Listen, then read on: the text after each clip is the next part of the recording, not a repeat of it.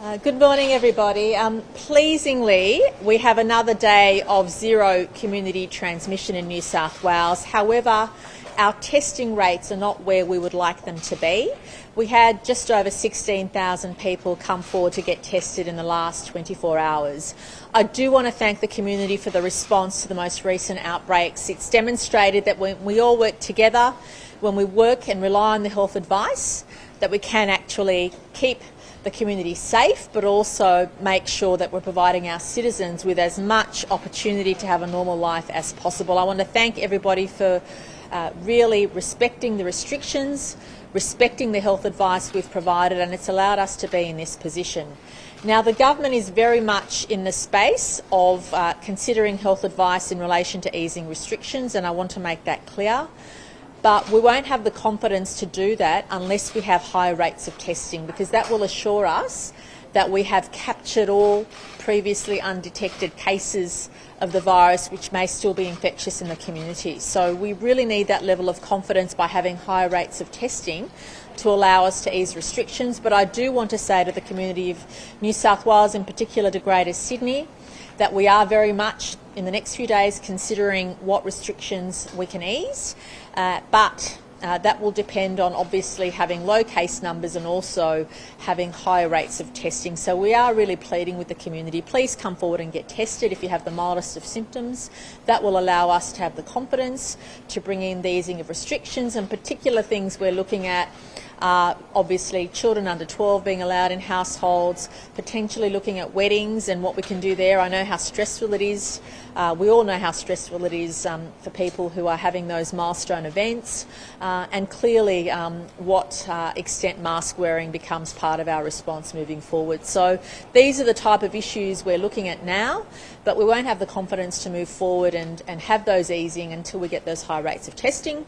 But we are on the right path, and I do want to thank everybody in the state, especially in Greater Sydney, especially in the Northern Beaches. We're doing all the right things because it has made a real difference. And I want to especially thank the health contact tracers, our health experts, because their advice has been absolutely precise in allowing the government to move forward and getting the results we have to date. And I know that this time of year was extremely stressful for all of us in dealing with these issues, no less stressful for the government when we're considering about what we did over those milestone events of Christmas and New Year's. But to date, we know the response has been overwhelmingly positive from the community. We're deeply grateful, and please know that top of mind for us is making life easier for everybody, for being able to ease those restrictions where we can, and providing certainty to business, which is really important as well. The feedback we have obviously is that we want to provide as much certainty as possible. And as far as New South Wales is concerned, our position on borders remains as strong as possible. Our position on how we manage our outbreaks remains as strong as possible. We want to make sure health and safety always comes first, but of course mental health, well-being and keeping jobs and the economy moving forward are also really critical, and it's this balanced strategy that will continue. And again, I don't mind what criticism we get from others. We feel very strongly that New South Wales' strategy to date has proven to be the best one for our citizens, and we will continue on that path. I'll now ask Dr. Chant to provide more details around the health situation, and of course then we'll take questions. Thank you. So New South Wales recorded no locally acquired cases in the 24 hours to 8 p.m. last night. There were 2 cases of acquired in overseas returned travellers. So this brings the total number of cases to 4,856, and there were 16,070 tests performed, which was down on the previous day's testing. Can I echo the Premier's call for testing? It is a plea to the community to please come out for testing, regardless how minimal those symptoms. Don't delay, get a test. And I'm urging every family to prompt their loved ones to come forward for testing and not delay. It is critical at this time in the response that we mop up any transmission chains, but also I would also urge you to go about practicing those COVID-safe practices. So do not become complacent, as we indicate no no cases of community-acquired infection. It is important because if there are any remnant viruses transmitting in the community, your actions by maintaining that physical distancing, wearing those masks in the settings where we've asked you to, getting a COVID-safe test and practising good hand hygiene and following the rules around how many visitors to your home will all help us prevent chains of transmission establishing in the community. We also overnight had the sewage detection in people living in Sydney's northwest are being asked to be particularly vigilant. Now, whilst this could reflect cases in the catchment that are known in terms of returned travellers, anyone living in Glenorrhea, Wahroonga, Thornlea, Pennant Hills, Cherrybrook, Castle Hill, Galston, Dural, Westlea, Glenhaven, Waitara, Hornsby, Normanhurst and West Pennant Hills should monitor for symptoms and get tested. Also, our testing focus is statewide, but particularly urging those residents of Greater Western Sydney, so those areas of southwestern and western Sydney, to be particularly prompt in coming forward for testing with the most minimal of symptoms. Thank you. Questions? Firstly, Premier, if I may, the restrictions you mentioned, so the ones that you are focused on getting to, you mentioned weddings. What type of restrictions are you looking at, and how many numbers on testing do you get? Look, I didn't really want to specify the range of restrictions that we're looking at, but the ones that I've given are just examples of. We want to provide certainty for the community, certainty for business, so we would much rather have a holistic step change in restrictions rather than doing little bits and pieces here and there. So we are looking at a whole range of things, but that will depend very much on two factors. Firstly, the case numbers, but also obviously the testing rates. And it doesn't mean you have to have zero every day for weeks on end. But what it does mean is that our health experts have confidence that there aren't undetected chains of transmission still bubbling along in the community. And that's what we're always worried about. We're worried about somebody not knowing they've got the virus, going to a particular venue and unintentionally spreading it to a large number of people. And that's what we saw happen, notwithstanding everybody was doing the right thing, but that's what we saw happen in Avalon. And we don't want to see that again, because we know the current strains of the virus are more contagious. And we know now that most people who get the virus, even in quarantine, will have those more contagious strains. And that does put additional question marks for us in how and when we ease restrictions and how we do that. So I do want to stress to the community that relief is on its way, so long as we maintain low or zero numbers of cases on a daily basis, and also so long as we get those testing rates high, because that will give the health experts confidence that those low number of cases or zero number of cases are working hand in hand with high rates of testing, and that's the perfect combination that will allow us to move forward. But I am anticipating, hopefully in the next week, being able to make announcements to give business and community that confidence that we are easing restrictions, because our policy from the outset has been we don't want to have a single day where we burden our citizens more than we need to in any area of combating COVID. And that certainly applies now. And I appreciate that after a couple of days of zeros, the community will start thinking, well, can't we ease restrictions yet?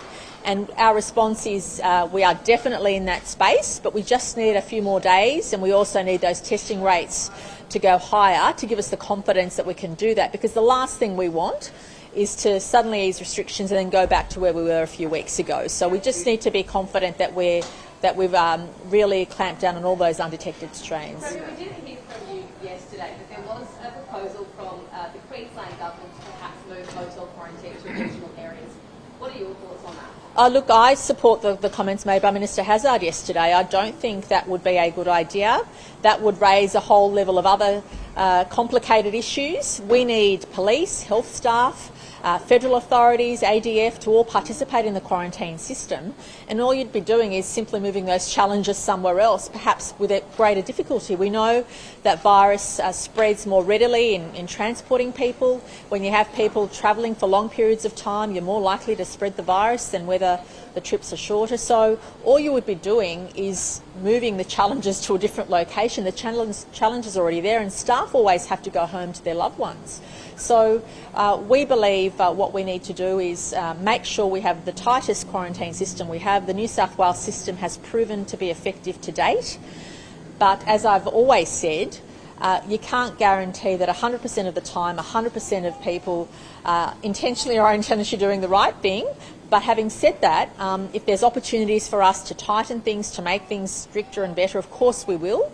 And that's why the pause in the number of people we're welcoming back, the number of Australians we're welcoming back, is a good opportunity for us to firstly understand a bit better what the new strains of the virus are doing, and also to understand what that means for our overall settings and what it means for the quarantine system. For example, if we know the new strains of the virus are far more transmissible, far more contagious, that would mean in all likelihood that if one person in the household had the virus, the chances of them spreading it to other people in the household is higher. If one person in a particular place has the virus, that the chances of them spreading it to others in that vicinity is higher. So they're the factors we need to consider whilst we have that pause, and I think it's an important thing to do. In that context, what would you say to other state and territory leaders in regards to the borders?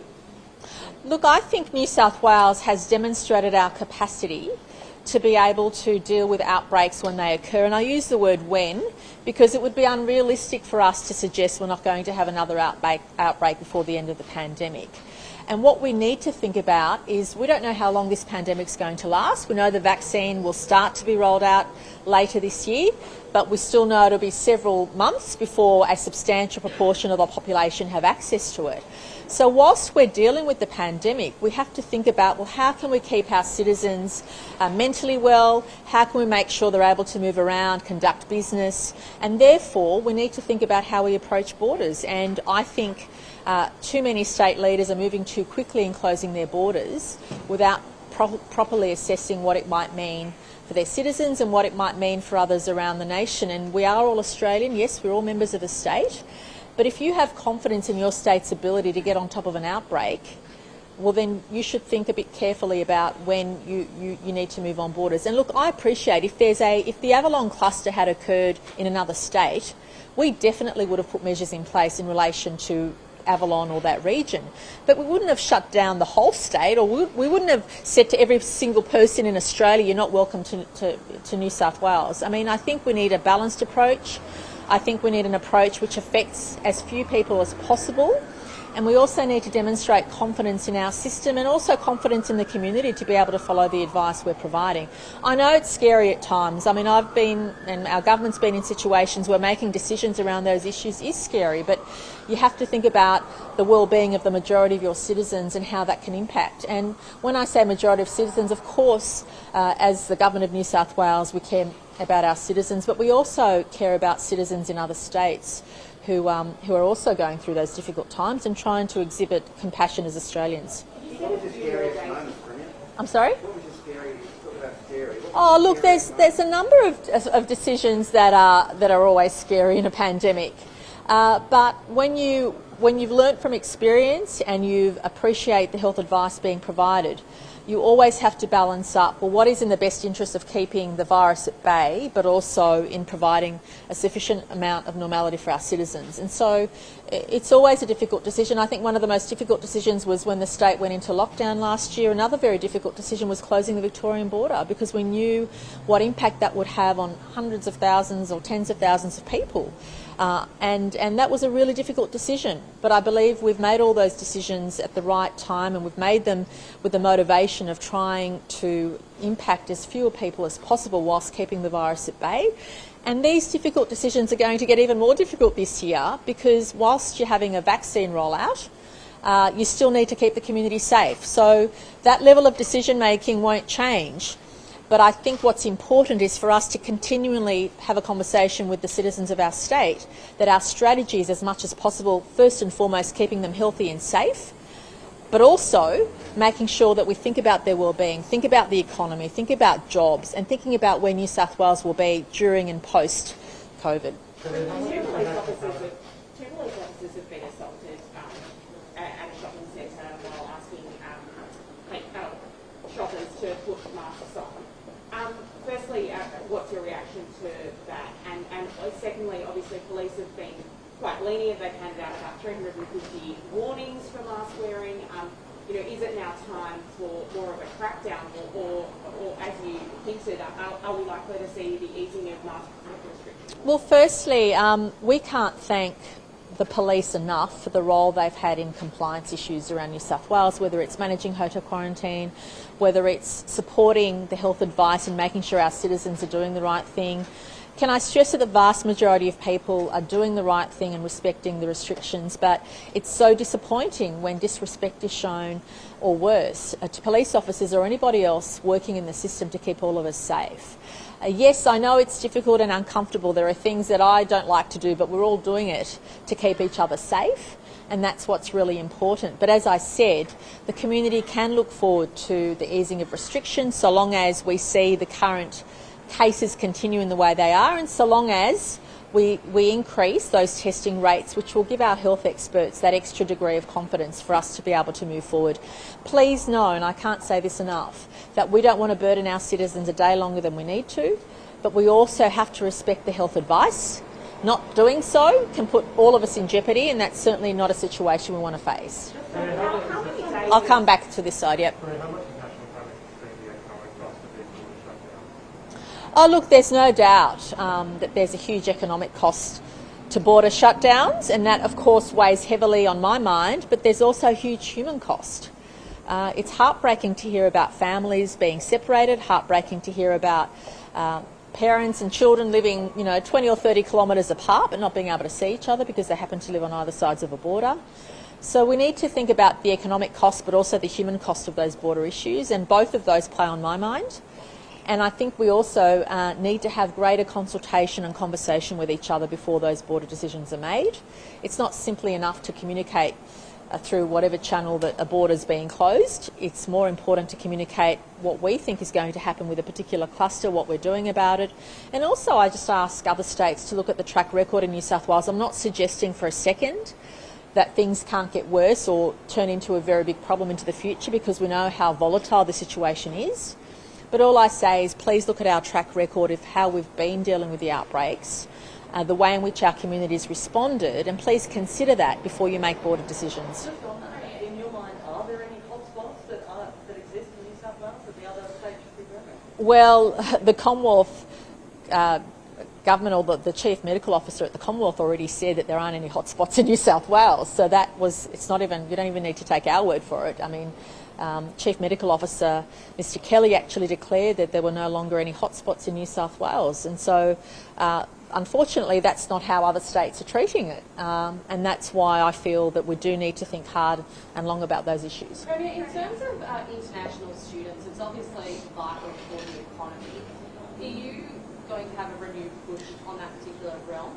Well, obviously we would like to see that happen at some stage, but the pause for a month in the number of Australians we're welcoming back to New South Wales is a good opportunity for us to think about all those issues. I think once you have a certain proportion of the population having access to the vaccine, once we know what trends are occurring in other parts of the world, we can consider those issues. But I think it's important for us to think about all those things in the month pause that we have.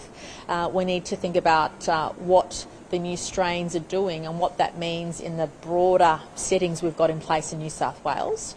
We also, I think, know for certain what those high-risk activities are. Unfortunately, singing, dancing, mingling with each other do spread the disease if anybody has it in a particular place. So we know what the high-risk activities are. We also know in New South Wales what we can do to still have those big milestones we celebrate, still have everybody invited that we want to invite, but have it in a COVID-safe way. And I think they're the things we need to consider moving forward. In relation to international students and also skilled migrants, I think there are issues we do need to consider during the course of the year, but obviously there's a bit of a pause on that because of the new strains of the virus. But obviously later down the track that is something we should be looking at. But the federal government's made their views very clear. They control policy in this area. They've said their priority is welcoming back Australians who are stranded overseas. I understand that and respect that. It's not a policy the states can change. The Commonwealth needs to lead that, and the Commonwealth has made it very clear, and the Prime Minister in particular, that his priority and his government's priority is to welcome back Australians first and foremost, and I understand that. So I'll go there first and then there. Workplace for the vaccine.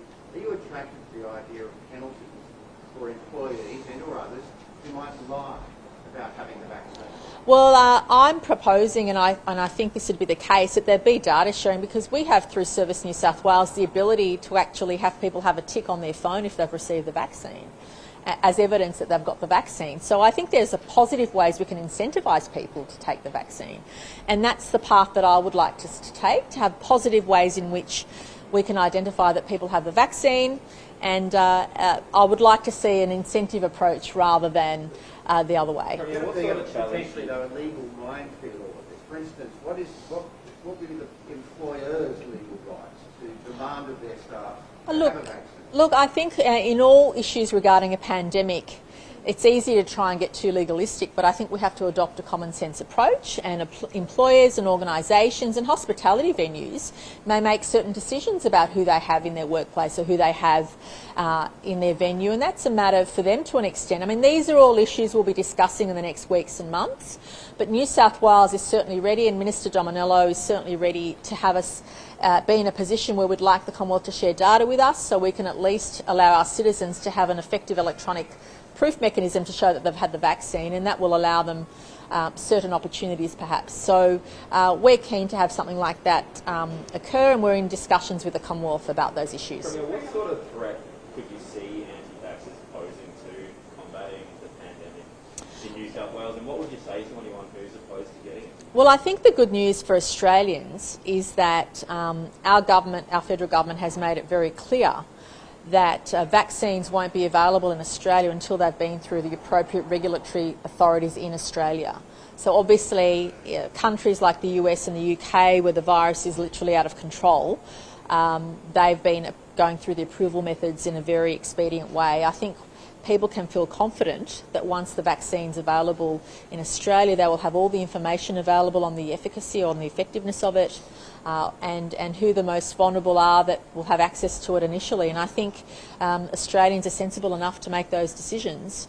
And as I said, as soon as I'm allowed to have it, and we'll all have to be in queue, I'll take it without hesitation, knowing that not only am I protecting myself, but potentially, I mean, we have to assess, obviously each vaccine will be different, but potentially also reducing the chance of passing it on. Minimum 16,000 was too low. What is the number that we need to get on test?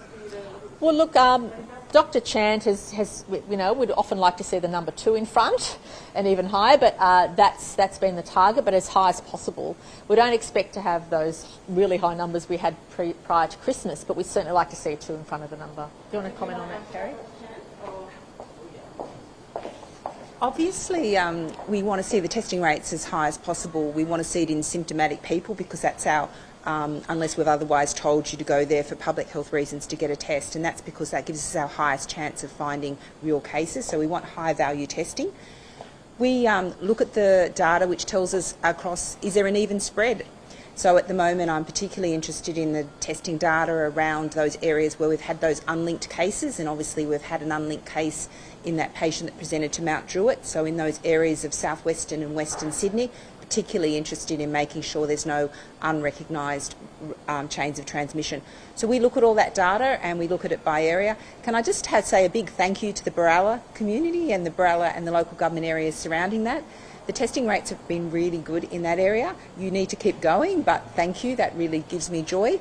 And also the Northern Beaches community continue to come out in force, and that's really important, as we haven't had any recent cases that are unexplained in that area, but we do need to be vigilant, and I just want to again thank you to the community for responding. There have been some concerns raised today about the vaccine not having barcodes for batches, and I just wanted to ask you about your opinion on does that make it easier for health authorities to then track down whether there may have been a bad batch, or would you like to see the vaccine barcode? Those are the matter for the regulator, but can I let you, in terms of the Pfizer vaccine, I'm not sure if it was the AstraZeneca or the Pfizer that you were referring to, probably the Pfizer. But let me, the Pfizer vaccine, if we talk about that vaccine, it's going to be very much managed very carefully because of its extreme cold chain logistics. It's stored at -70, it's going to go to a few hubs, it's going to be very tightly managed. So we will work through any aspects to make sure, but the principal will know which vaccines from which lots and which delivery batches are given to people. It's very important when we're reviewing adverse events following immunisation. But I've got all confidence in the regulator that they will not be approving any vaccines or any systems that would be unsafe. And I think the community can have confidence in the expert advice that goes into those approvals of the vaccine. And as the Premier has indicated, when it is permissible for me to have a vaccine, I too would be really willing, ready and able to put my arm up and get a vaccine. Dr. Chan, are masks contributing to lower spread, and would there be any health arguments for getting rid of the mask mandate before vaccines are around? We know that there's no silver bullet to preventing spread, but masks are a line of defence, particularly in those indoor settings, and particularly where you can't socially distance or where there, for instance, is challenges in being crowded at particular points when you're entering or leaving. So I do see that masks are contributing to reducing the transmission risk, but it will be a matter for us to, just framing that in context of what we think is going on in terms of the levels of community transmission and have a proportionate sense of response to it. But we will continue to encourage people to wear masks. We will also have very strong settings in our healthcare facilities and other settings that are at higher risk, including aged care, and take a very precautionary approach. Do you see any benefits for relaxing that mandate? As I said, there's a number of considerations. We've continued throughout the pandemic to advise strongly mask wearing, but also we continue to look at where we get the greatest benefit from mask wearing and make sure the community is advised about that.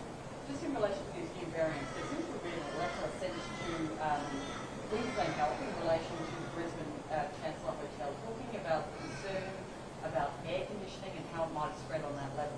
I know we cleared this up early in the pandemic, but is there any indication that COVID or any of the variants can be spread through air conditioning? So clearly there's certain circumstances where COVID can have an airborne component to its spread, and that's when you've got large numbers of people or we're doing things to people to generate lots of aerosols, and we often do that in health settings. So obviously when we're managing patients in a health setting, we do that in areas where we preferably do those very aerosol generating procedures in closed spaces so that don't allow air to escape, or have what's called negative pressure rooms, which actually attract things in and don't allow air to move outside. So clearly there is an issue that air movement in unique circumstances can lead to transmission events. I think that's an element. But I think it's getting ahead of ourselves in speculating about the contribution of or the attribution of how that transmission event happened in Queensland. I've got the utmost confidence that Queensland Health, and we are briefed on the investigations, are doing a thorough investigation, and I think we shouldn't jump to conclusions. But I think what's also the community should be reassured is that any learnings we have from any of the breaches across jurisdictions are shared, and that goes into our enhanced understanding of transmission risks, and then we put in preventative strategies. But we've always recognised that this is a theoretical possibility and always encouraged those areas to be well ventilated. What do you make of the Victorian government's decision to allow chartered planes and tourist planes to arrive at the Australian Open when there are so many Victorian residents still stranded in New South Wales? Oh, well, that's a matter for them, and I'll let the Victorian Premier answer those questions. Would you like some of those Victorian residents to be allowed to go home? Look, I think I've made our position on borders very clear. There is nowhere in New South Wales that is currently a hotspot by anyone's definition, and well, I should say by any medical definition, there's no hotspot in New South Wales, so I don't see why any state is precluding New South Wales residents or people in New South Wales from moving freely back home. Premier, is there any likelihood we'll see an increase of those household gatherings that are currently capped at 5 increased in that next round next week? Oh, look, potentially we're looking at all the restrictions now, and I think what's really important is not to look at one particular issue in isolation, because when you're asking the community to take your advice or take the health advice, we want to provide as much comprehensive response as possible. So we'd like to have a general reset rather than looking at things, but obviously, without being too specific, children under 12 pose less of a risk than anybody else in spreading the virus, so at the very least we'd be looking at that. But there are a whole range of things we're looking at. But again, it will depend on maintaining zero or low community cases, but also making sure that we increase those high rates of testing. And can I just make very clear that health obviously has less concerns if someone in an existing household who's already isolating acquires the disease on day 12 or 13 is less of a concern than having a new case come up where we can't link. So even though, you know, in a day you might have a handful of cases, it might actually not be concerning as opposed to having just one case which comes out of nowhere, which is of concern. So they're the kind of issues we'll be looking at. And the kind of issues that health will give us advice on. But I do want to send a strong message to the community. Firstly, one of gratitude for respecting the advice in recent weeks. Secondly, to say please get those testing rates up. And as Dr. Chan has said, the mildest of symptoms are where we really want you to come forward and get tested, because that allows health to make assessments on what the virus is doing and where we're at. And of course also that we don't want to put restrictions in place or leave anything in place a day longer than we need to. And as soon as the health experts and the government feels confident, we'll move forward in easing some of those things. Ask me questions, please. Sure. There was a lady actually who wrote on the Taylor Facebook page that she had been up to Tweed Hospital and that they had, because she was from the Northern Beaches, left them out in the car park. One of just a number of incidents, I think, that are concerning around people from the Northern Beaches being treated like lepers. What's your response to that? I was very disappointed with that response. It would appear that there was an error in terms of the health staff's assessment, and I've made it clear through New South Wales Health and messages to the Tweed Hospital staff that that wasn't an appropriate way to deal with that lady, and hopefully that won't happen again. Sorry, Ursula.